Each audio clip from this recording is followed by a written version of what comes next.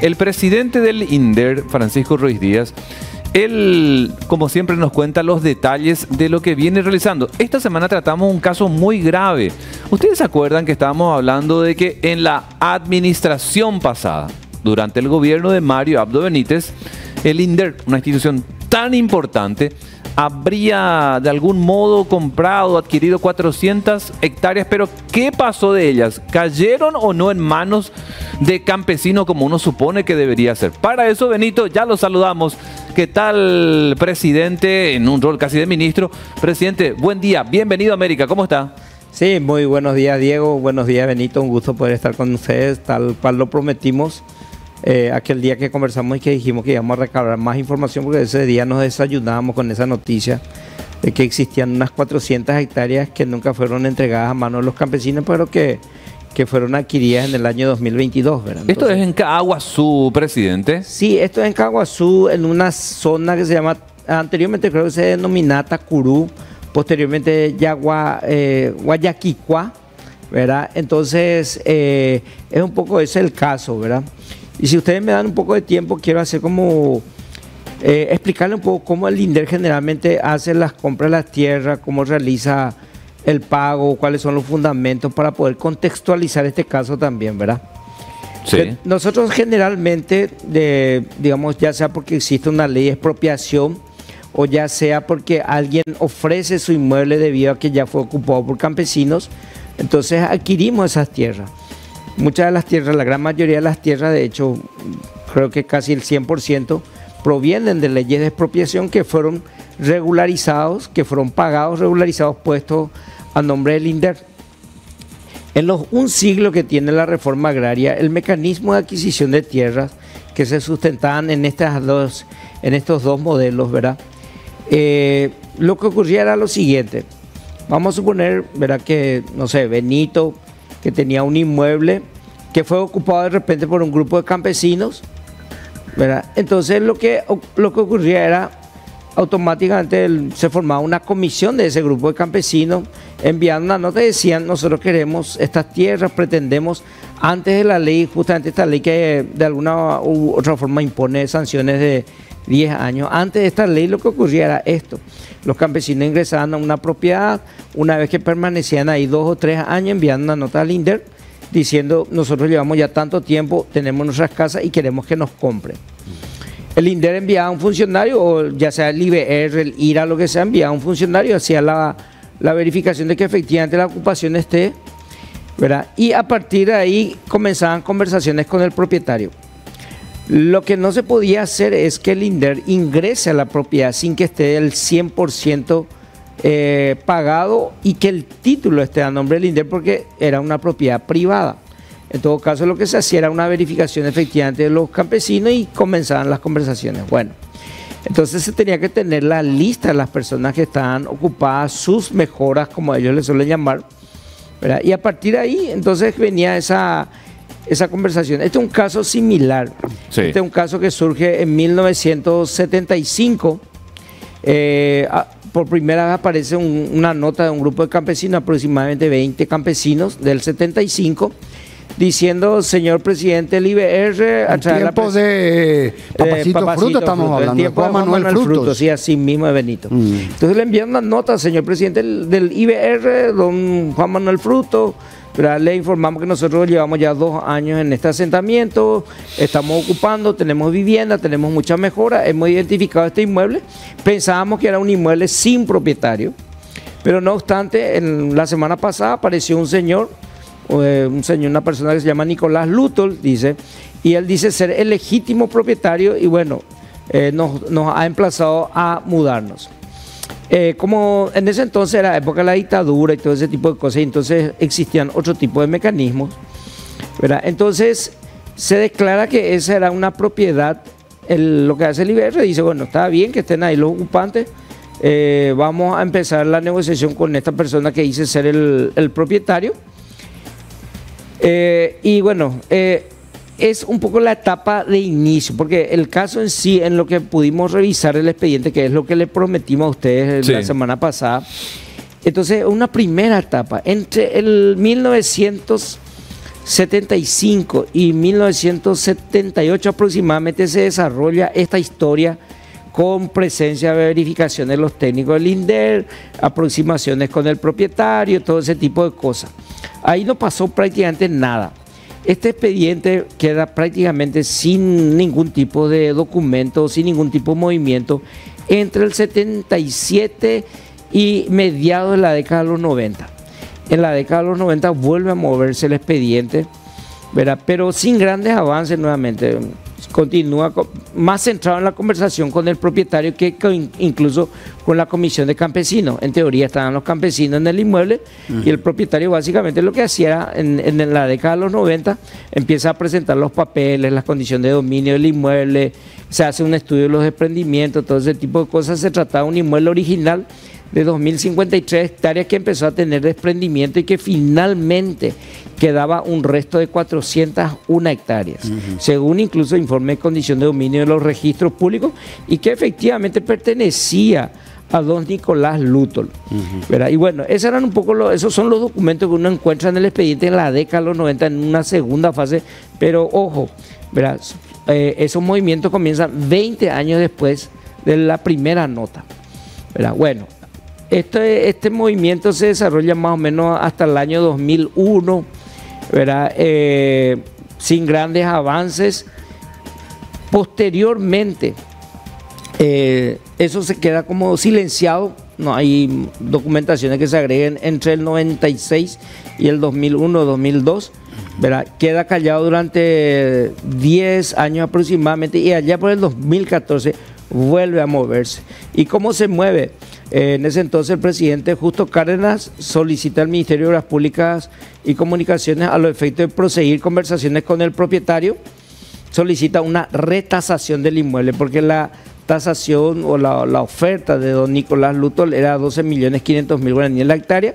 Entonces dice el presidente del INDER, bueno, solicito una retasación. Y acá vienen datos muy interesantes que de alguna u otra manera no nos llevan a tener que investigar bien lo que pudo haber ocurrido, Entonces se van los funcionarios del Ministerio de Obras Públicas, está en el expediente el informe de los funcionarios del Ministerio de Obras Públicas, y ahí dice, aparece en el informe algo que nos llamó mucho la atención. Dicen los funcionarios, sí, amerita que esto valga 15 millones de dólares, 15 millones de guaraníes la hectárea. Está bien, creemos nosotros que es el precio razonable, pero después dice, le recomendamos al INDER, mire que se hablaban de los ocupantes en la primera etapa. En la segunda etapa no se hablaban más de los ocupantes y se hablaba más de la documentación vinculada con el inmueble, no tanto de la necesidad de regularizarle a los ocupantes o de comprar para darle a los ocupantes. Ahí ya no se habló más en esa segunda etapa, mediados de los 90. En esta tercera etapa tampoco se vuelve a hablar de los ocupantes. La pregunta es, no sabemos qué pasó con esos ocupantes. Pero en el informe del MPC dice, recomendamos que el INDER haga una verificación del lugar porque no encontramos ocupantes. ¿Salieron ellos? Salieron aparentemente. Bobby Lutol, hay que decir que era candidato, vicepresidente, un hombre poderosísimo con Lino Oviedo en su momento, por eso habrá movido en los 90. Y es muy probable que le haya sacado a la gente ahí. Y en definitiva, el terreno, y es más, en un momento dado, desde esa época que va la gente del ministerio, ya no había ocupante. ¿Quién ocupaba o ocupa ahora el terreno? Y ahí dice el informe del MPC, esto es una estancia, dice. Claro. Ya. Entonces muestra incluso la fotografía de la entrada de la estancia. En algún momento se le sacó a los campesinos. Sí, por el lado del vértice de mostraba la entrada, porque tiene varias entradas. Y presidente, ahora los campesinos vuelven a reclamar. Bueno, pero ¿qué pasó? Vamos a la cuarta fase. Sí. El movimiento de la tercera fase se da entre el 2014 con la retasación, pero tampoco hay grandes avances. Conversaciones van con el propietario, ya no se mencionan los ocupantes. De hecho, el MOPC dice, hicimos la retasación, ojo, no somos responsables de esto. Nosotros no elegimos este inmueble, a nosotros el INDER nos pidió retasar, dice. Y le recomendamos al INDER que envíen para verificación, porque ahí no encontramos campesinos, encontramos una estancia, dice. Entonces eso llama la atención, eso encontramos ahora en el expediente, ayer encontramos eso. Bueno, vamos a la cuarta fase. El expediente deja de moverse por unos años, se mueve hasta el año 2019, donde efectivamente sale una resolución por la cual se acepta, resolución de la presidencia del INDER, se acepta la retasación. ¿Verdad? Bueno, está ahí. Pero vuelve a moverse en el 2021. En el 2021 vuelve a moverse el expediente basado en la retasación, basado en la carta oferta al propietario. El propietario que vuelve a reclamar, llevo ya 50 años esperando que el Estado me compense por esto, y ahí viene otro aspecto negativo, un aspecto llamativo. Don Nicolás Luto envía una nota y dice: señora presidenta del INDER, la abogada Yael González, dice: señora presidenta del INDER, traerla presente, y en virtud de que ya estamos llegando a un acuerdo para venderle al Estado este inmueble, para transferirle a sus ocupantes, le solicita un anticipo de 300 millones de guaraníes para poder iniciar los trámites de transferencia. Está bien. Dice don Luto, ¿verdad? Y dice, y esta solicitud se debe, dice el señor, al hecho de que he sido prácticamente despojado de ese lugar y ya llevo casi 50 años sin poder usufructuar el inmueble que está actualmente ocupado por campesinos. ¿Volvieron a entrar los campesinos? No, pero no había nada. ¿Y cómo la gente mintió? Satelitalmente uno mira y no había nada. Entonces, ahí en definitiva, presidente, el INDER va a comprar ahora esas 400. No, el INDER ya compró. Ya compró. Pero lo más raro es, y ¿por qué te hacía la introducción? ¿Y cuál es el problema ahora si el INDER ya compró? Bueno, y ahí viene lo más raro. ¿Verdad? Normalmente nosotros, o sea, no existen casos. Yo conozco 2 casos nomás del INDER, y justamente fueron casos que podemos calificar de llamativos, ¿verdad? Donde el INDER inicia la conversación con la persona y dice: ok, me comprometo a comprarte. Y la transferencia ocurre en el 100% de los casos una vez que el INDER pagó todo. Claro. Nadie es tan tonto como para entregarle al INDER su inmueble transferido ya completamente, porque no sé cuándo me va a pagar el INDER. Exacto. Bueno, acá ocurrió esto.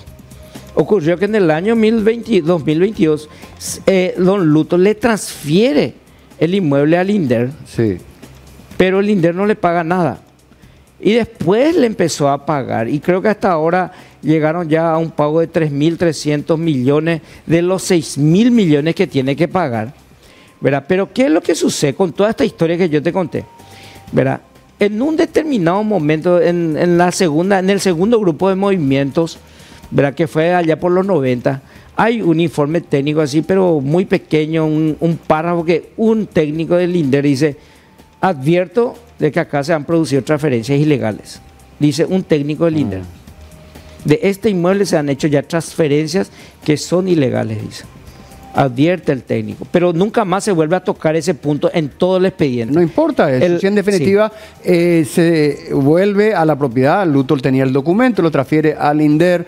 Y ahora, ¿qué pasa, presidente? Bueno, ahora resulta que hay que pagar por el inmueble, pero no sabemos cuánta superficie realmente es lo que tenemos, porque se compró con superposición. O sea, en el título, y el título describe, la cosa es así: primero se hace una solicitud de licitar la adquisición, o sea, van por contrataciones públicas y dicen: queremos comprar por la vía de la excepción.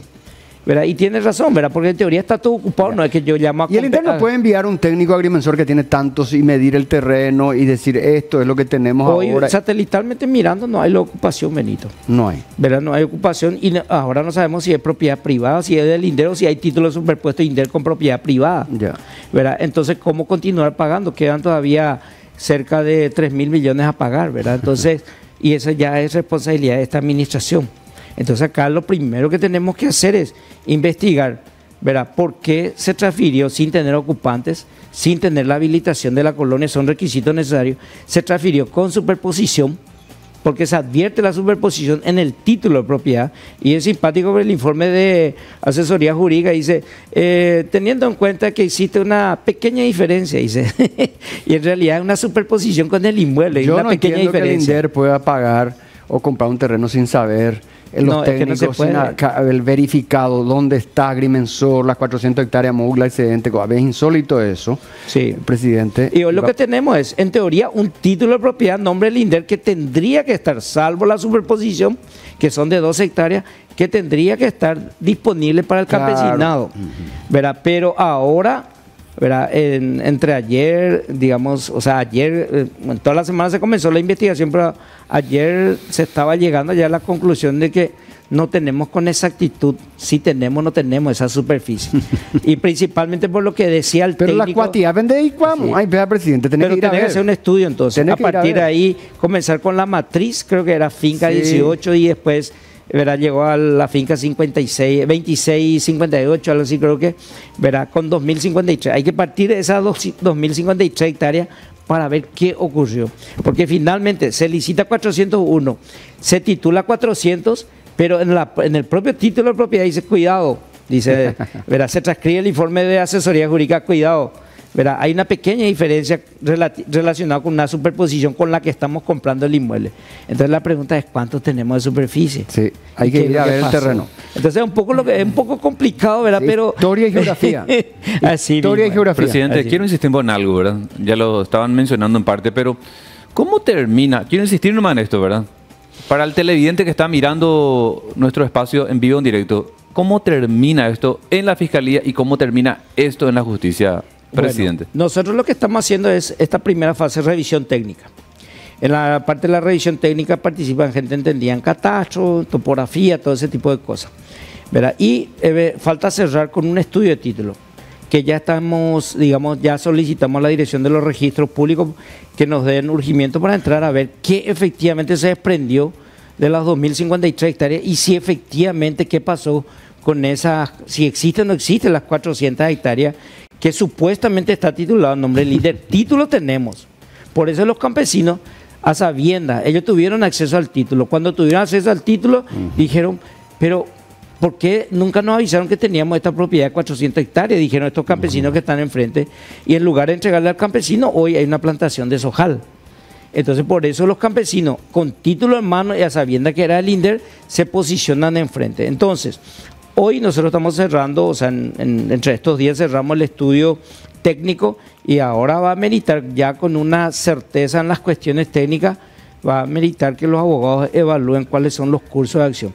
Porque una cosa es que tengamos las 400 hectáreas y entonces se continúa pagando. O sea, eso es cierto. Hay que honrar el compromiso con este señor, porque él, digamos, le entregó 400 hectáreas al INDER. Pero lo que no sé es si en realidad hoy esas 400 hectáreas existen, porque aparentemente existieron desprendimientos de las 400 hectáreas, sí, ¿verdad? Que dicen de que ya incluso ahí ya se hizo reforma agraria. No sabemos si se hizo reforma agraria a gente que, ¿verdad?, pertenece o reúne los requisitos de la reforma agraria, ¿verdad? Sí. Porque el informe del MPC dice ahí, yo encontré una estancia, dice el informe del MPC. Entonces quiero saber la estancia, si es beneficiaria de la reforma agraria, sanear lo que se pueda y honrar los compromisos, ¿verdad? Pero tenemos que saber qué es lo que vamos a pagar. Y bueno, y a partir de ahí la segunda fase, las consecuencias jurídicas de haber tomado una mala decisión. Yo he conversado ya con el presidente de la República. El presidente de la República me ha dicho investigar hasta el final y que los culpables, si existen, ¿verdad?, paguen, ¿verdad? Eso es hoy la instrucción del señor presidente de la República. Ayer hablé con el ministro del Interior, ¿verdad? Estuvimos hablando y bueno, vamos a presentarle el informe final al ministro del Interior. Yo creo que a la vuelta de la Semana Santa nomás ya. Y a la vuelta de la Semana Santa también el informe de la parte jurídica. Estamos trabajando ya con la Dirección de Anticorrupción para ver si hay o no hay inconvenientes acá y verá qué tipo de consecuencias trae para la administración, si es de carácter administrativo o de carácter penal, ¿verdad?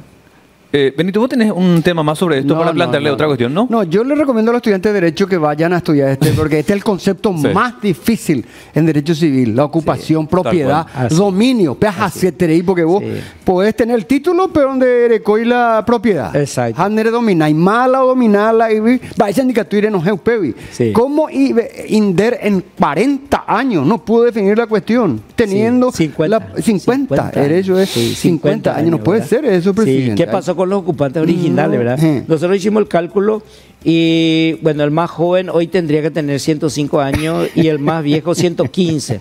En la investigación que hicieron a través de la cédula de identidad que figuraban en los primeros informes de la década del 70, todos están muertos. Pero si todos murieron y ellos en su nota original decían, hemos realizado inversiones, no hemos encontrado ningún vestigio ahí. Qué increíble. ¿Verdad? Y además ni siquiera aparecen sus nietos, ¿verdad? O sea, deberían existir tercera o cuarta generación. 400 hectáreas cerca de Caguazú, ¿me imagina? Sí, no, hermoso lugar sobre ruta. ¿Cuánto cuesta ahora? Sobre 15 millones era en su momento. Y se tasó en 15 millones. No, pero ahora cuesta. Sí, y en términos de 50 millones la hectárea. Estaría 60 millones 60 millones la hectárea. Puede estar sobre la ruta por 400. Sí, Te quiero saber, presidente, una última, por lo menos de mi parte, pero sí, claro. otro tema, ¿verdad? Sí. Para diciembre, ¿qué proyecciones tiene el INDER en cuanto a la titulación y con ello enganchar? Si bien por ahí no es responsabilidad del INDER, ¿cómo se puede acompañar para que además de la titulación, esa gente que recibe esa titulación tenga acceso a créditos, tenga esa posibilidad de desarrollar con dinero ese lugar? Sí, mira, bueno, buenísima pregunta, Diego, y rápidamente te respondo. Nosotros este año, 2025, nuestra meta es 5.700, pero creo que superamos rápidamente. Yo creo que para agosto ya... ¿A cuánto? Sí, y estaríamos llegando a 10.000. ¿A 10.000 este año? Sí, solamente este año. Y sumarle todo lo que 2.283 el primer año, casi 5.000 el segundo año. O sea, lo que fue el 2023, lo que restó el año 2023, sí, hicimos 2.283. Y lo que hicimos en el 2024 son 5.800 aproximadamente, más lo que hicimos ahora enero, febrero, marzo, el primer trimestre. Ahí luego llegamos a un total de la administración desde el 15 de agosto del 2023 a 9.000 títulos de propiedad. Ahora, si me preguntas 2025, en nuestro plan estratégico inicial está, si mal no recuerdo, 5.000 títulos, 5.700 si mal no recuerdo, pero sobrepasaríamos eso y llegaríamos probablemente a 10.000. Ya estamos ultimando los detalles con el presidente de la República. Personalmente, él está llevando adelante esto porque queremos revolucionar esto, teniendo en cuenta que existe la posibilidad de descentralizar a través de divisiones y eso va a generar una cantidad impresionante de títulos. Ya estamos haciendo los ajustes financieros y los ajustes operativos. Ahora, con relación a tu segunda pregunta, eso es lo que el presidente ha lanzado en estos días y ha mandatado tanto al INDER como al Ministerio de Desarrollo Social iniciar un nuevo concepto que son las políticas microeconómicas. ¿Por qué dice el presidente? Macroeconómicamente nadie discute, estamos muy bien, ¿verdad? Grado de inversión, inflación estable, reglas tributarias predecibles, ¿verdad? Nadie discute la buena calidad de macroeconomía que tenemos, pero en lo que hemos visto en términos de crecimiento de ingresos, crecieron muy bien los ingresos de los que ganan, los que tienen ingresos altos y los que tienen ingresos bajos. Esos crecieron súper bien, 8% y 13% respectivamente, pero la clase media creció en un 3% nomás. Entonces, eso es lo que le llaman la trampa a la clase media, le llaman a eso. Y ahí solamente se resuelven con herramientas microeconómicas, lo que decía, digo. Sí. La titulación es una herramienta microeconómica. Vos le titulás, le das título de propiedad a un campesino, ojo, prepárate porque viene solicitud de crédito. Créditos son, digamos, es un enfoque de microeconomía, ¿verdad? Formalización, un enfoque microeconómico, política microeconómica. Tenés que decirle al campesino, formaliza tu finca, formaliza tu negocio, porque si querés vender mandioca tenés que tener factura, ¿verdad? Teniendo en cuenta lo que ocurrió un poco hace unas semanas atrás, ¿verdad? Sí. Si querés vender, proveer a hambre cero, perfecto. La otra política microeconómica muy importante para el campesinado y que le va a permitir tener una gran cantidad de recursos en la familia es la ley hambre cero. Imagínate, Diego, que el tomate, por ejemplo, antes de esta administración estaba a 3.000 guaraníes el kilo. Con esta administración llegó un momento en donde estaban retirando de finca 3.000 guaraníes el kilo en la finca y estaba llegando a 9.000, 10.000 guaraníes el kilo en la finca. Entonces, lo que se viene son, digamos, 1.000 millones de dólares que vamos a inyectar en compras en el campo por la ley hambre cero y hay que darle título de propiedad, que vaya al crédito agrícola a solicitar sistemas de riego, que media sombra, todo ese tipo de invertir en capital, herramientas, verá, preparar su producción porque se viene una gran demanda de productos para alimentarle a nuestros niños en las escuelas. La ley hambre cero es una de las políticas microeconómicas más revolucionarias que va a impulsar este gobierno y que va a tener resultados muy impactantes sobre el bienestar rural, teniendo en cuenta que va a inyectar dinero que va a entrar en el bolsillo del agricultor y finalmente en el bienestar de su familia. Presidente, siempre un gusto escucharlo. Gracias por asistir una vez más a nuestro medio para hablar de este tema tan delicado, pero muy importante para transparentar. acompañamos siempre la gestión del INDER viendo lo que ustedes realizan y tomamos muchas veces con alegría cuando se da un elemento como la cuestión de la titulación que contribuye al desarrollo económico de un sector del país. Gracias, presidente. Muchas gracias a vos, Diego, por este espacio. Gracias, Benito, también. Y bueno, muy buenas preguntas y nos ponemos a disposición cuando ustedes gusten, ¿verdad? El presidente del INDER en Estudios de América, Benito.